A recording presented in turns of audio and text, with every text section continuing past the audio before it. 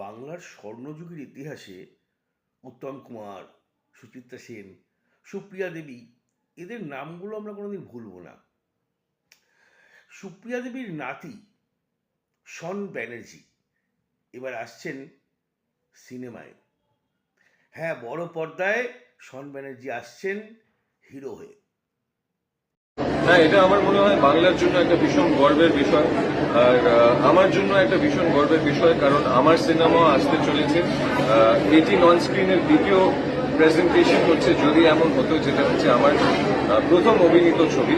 আর আমি খুব খুশি। আমি আপনাদের সকলকে রিকোয়েস্ট করব, আপনারা প্লিজ একটু সোশ্যাল মিডিয়ায় অ্যাক্টিভ থাকুন, যাতে আমাদের টিজার, আমাদের ট্রেলার্সের ব্যাপারে আপনারাও সমস্ত আপডেট। শন ব্যানার্জির মুখে শুনে নিয়েছেন কী সিনেমায় আসছেন তিনি।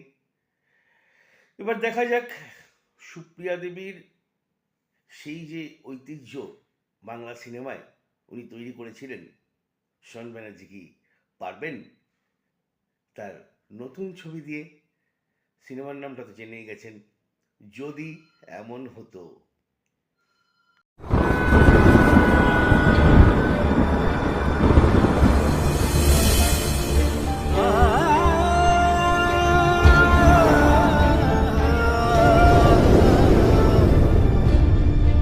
যদি এমন